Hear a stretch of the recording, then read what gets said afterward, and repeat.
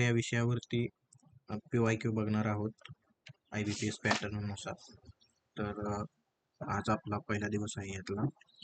Operation flood हे कोणत्या क्रांतीचे प्रतीक मानले जाते? ऑपरेशन फ्लड हे श्वेतक्रांतीचे प्रतीक मानले जाते. Option A he correct answer आहे. अमूल या सहकारी संस्थेची स्थापना कोणत्या वर्षी झाली? अमूल या सहकारी संस्थेची स्थापना 1946 मध्ये झाली. गुजरात येथे झाली. अमूलचे पूर्ण नाव काय आहे? अमूलचे पूर्ण नाव आनंद मिल्क युनियन लिमिटेड हे आहे. अमूलची स्थापना कोणत्या ठिकाणी झाली? अमूलची स्थापना आनंद गुजरात या ठिकाणी झाली. अमूलचे प्रणेते कोण होते? अमूलचे प्रणेते त्रिभुवनदास पटेल होते. अमूलला तांत्रिक नेतृत्व कोणी दिले? अमूलला तांत्रिक नेतृत्व डॉक्टर वर्गीस कुरियन यांनी दिले. श्वेतक्रांतीचे जनक म्हणून कोणाला ओळखले जाते? श्वेतक्रांतीचे जनक म्हणून डॉक्टर वर्गीस कुरियन यांना ओळखले जाते. अमूलचे विपणन कोणती संस्था करते? अमूलचे विपणन GCMMF ही संस्था करते. GCMMF या संक्षिप्त नावाचा पूर्ण अर्थ काय? गुजरात सहकारी दुग्ध विपणन महासंघ. अमूलच्या दुग्ध सहकार प्रारूपाला काय म्हणतात? अमूलच्या दुग्ध सहकार प्रारूपाला आनंद प्रारूप असे म्हणतात. ही त्रिस्तरीय रचना आहे. आशिया खंडातील सर्वात मोठी दुग्ध सहकारी चळवळ कोणती मानली जाते? आशिया खंडातील सर्वात मोठी दुग्ध सहकारी चळवळ ही अमूल मानली जाते. ओके. महाराष्ट्र राज्य सहकारी बँकचे मुख्यालय कोठे आहे? महाराष्ट्र राज्य सहकारी बँकचे मुख्यालय मुंबईमध्ये आहे. महाराष्ट्रातील त्रिस्तरीय सहकारी पतरचनेत MSCB चे स्थान कोणते? महाराष्ट्रातील त्रिस्तरीय पतरचनेत MSCB चे स्थान शिखरावर आहे. ओके. MSCB जिल्हा मध्यवर्ती सहकारी बँकांना काय पुरवते? MSCB जिल्हा मध्यवर्ती सहकारी बँकांना निधी व मार्गदर्शन पुरवते. त्रिस्तरीय सहकारी पतरचनेतील योग्य साखळी कोणती? MSCB, DCCB, PACS ही त्रिस्तरीय बँकेतील महत्वाची रचना आहे. DCCB या संक्षिप्त नावाचा अर्थ काय आहे? District central cooperative bank. DCCB कोणाच्या परवान्याखाली कार्य करतात? DCCB RBIच्या परवान्याखाली कार्य करतात. राज्यातील सहकारी बँकिंगचे नेतृत्व व नाबार्डशी दुवा साधणारी संस्था कोणती? MSCB. महाराष्ट्रातील पहिली सहकारी साखर कारखाना कोणता? महाराष्ट्रातील पहिला सहकारी साखर कारखाना प्रवरा सहकारी साखर कारखाना. प्रवरा सहकारी साखर कारखाना कोणत्या वर्षी स्थापन झाला? प्रवरा सहकारी साखर कारखाना 1950 मध्ये स्थापन झाला. प्रवरा सहकारी साखर कारखान्याचे प्रणेते कोण होते? प्रवरा सहकारी साखर कारखान्याचे प्रणेते विठ्ठलराव विखे पाटील व डॉक्टर धनंजय गडगिळे हे होते. प्रवरा सहकारी साखर कारखाना कोणत्या ठिकाणी आहे? प्रवरा सहकारी साखर कारखाना प्रवरानगर या ठिकाणी आहे. पश्चिम महाराष्ट्रातील सहकारी साखर उद्योगाचा प्रमुख पट्टा खालीलपैकी कोणत्या जिल्ह्याचा नाही? कोल्हापूर, नागपूर, सांगली, पुणे. नागपूरमध्ये याचा पट्टा दिसत नाही आपल्याला. सहकारी साखर उद्योगात भारतात महाराष्ट्राचे स्थान कसे आहे? सहकारी साखर उद्योगात भारतात महाराष्ट्राचे स्थान देशात अग्रेसर आहे. सहकारी साखर कारखान्याची मालकी प्रामुख्याने कोणाची असते?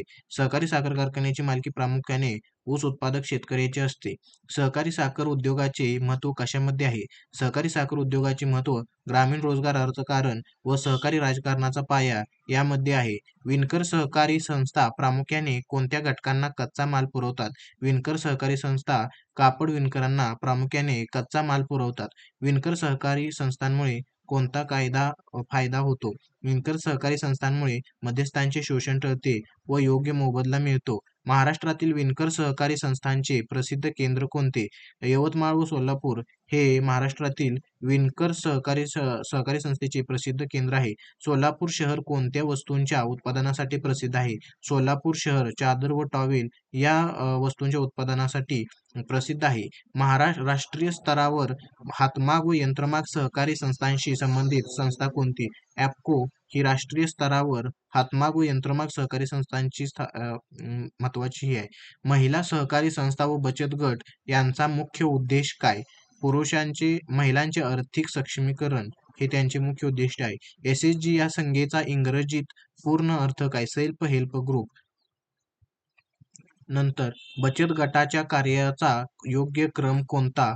सूक्ष्म बचत गट अंतर्गत कर्ज पुरवठा, SHG bank linkage. SHG bank linkage कार्यक्रम कोणत्या संस्थेने सुरू केला? नॅबार्डने एसएचजी बँक लिंकेज कार्यक्रम सुरू केला. एसएचजी बँक लिंकेज कार्यक्रम कोणत्या वर्षी सुरू झाला? एसएचजी बँक लिंकेज कार्यक्रम 1992 ला सुरू झाला. महिला सहकाराचे यशस्वी देशव्यापी उदाहरण म्हणून कोणते नाव घेतले जाते? लिज्जत पापड.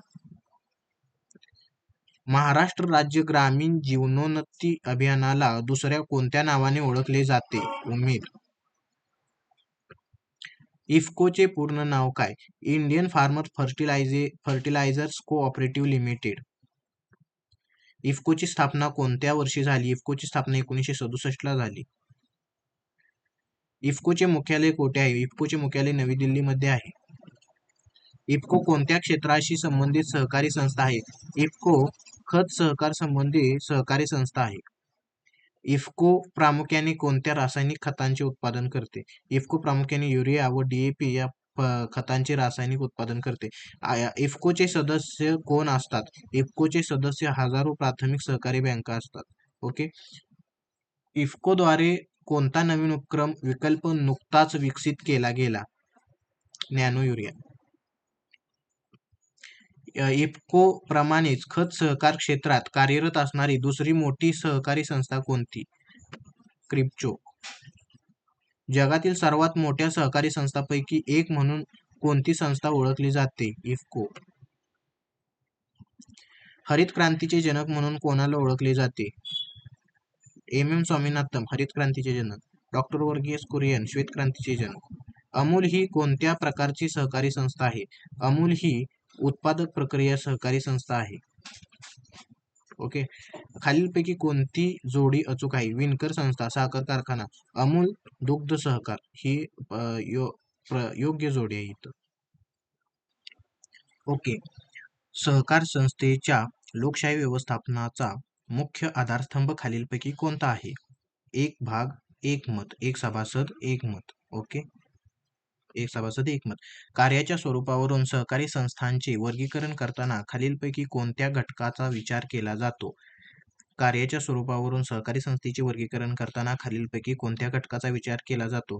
कार्य किंवा उद्देश, कार्यक्षेत्र, राजकीय विचारधारा, सदस्यत्वाचा विचार केला जातो असं मला वाटतं, पण नाही. तर इथं माझं उत्तर चुकलेलं आहे. राजकीय विचारधारा.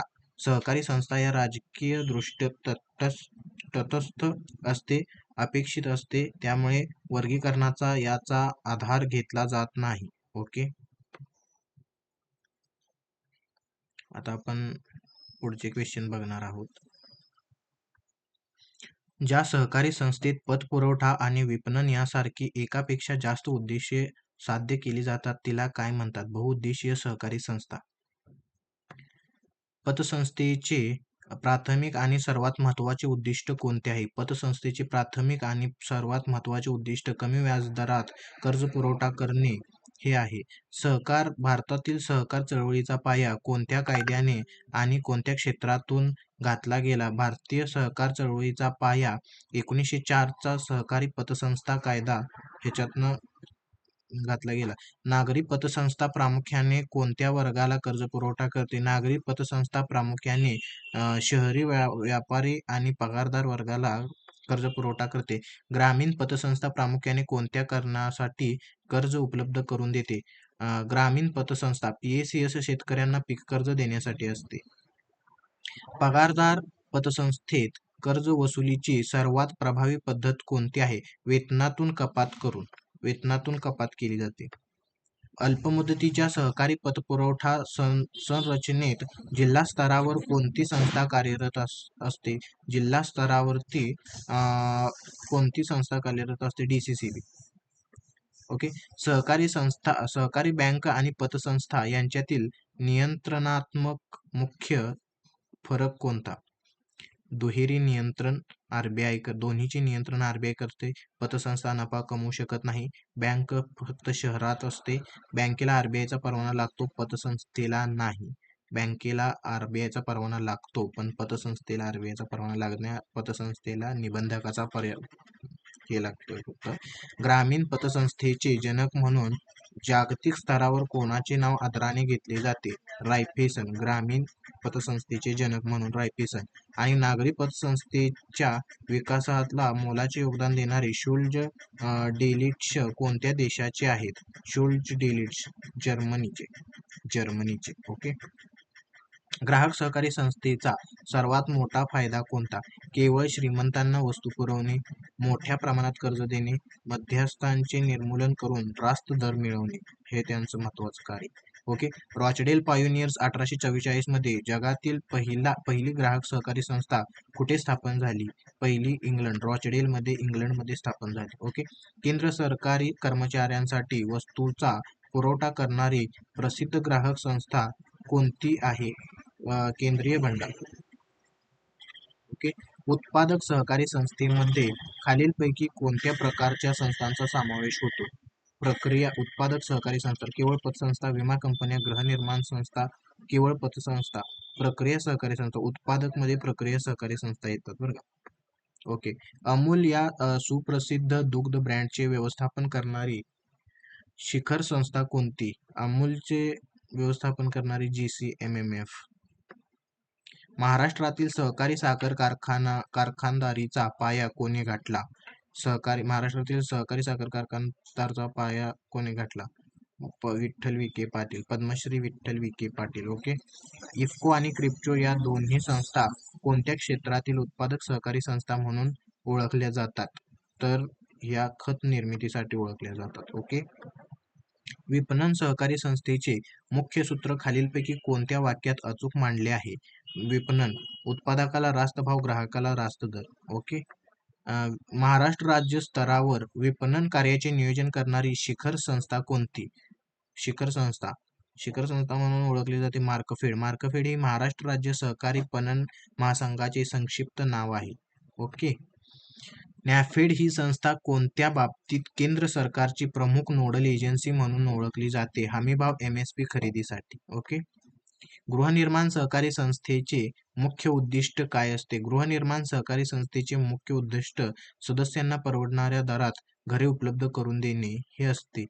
ज्या गृहनिर्माण संस्थेत सदस्य स्वतःच्या मालकीचा भूखंड घेतो आणि सामूहिक सोयी वापरतो त्याला काय म्हणतात? Maintenance society, tenant ownership society, tenant cooperative society, consumer society, tenant co partnership society, tenant ownership society असे त्याला म्हटलं जातं. ओके.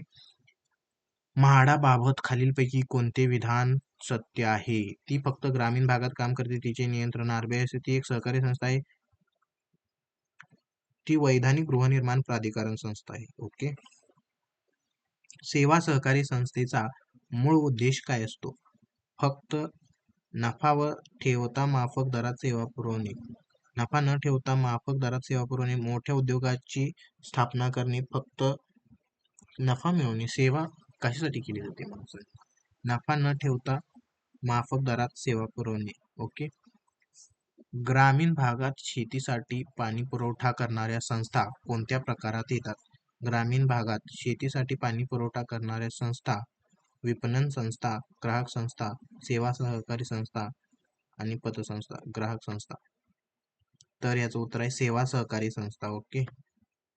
कामगार सहकारी संस्थेचे सर्वात महत्वाचे वैशिष्ट्य कोणते? कामगार सहकारी संस्थेचे कामगारच संस्थेचे मालक असतात. बरं का.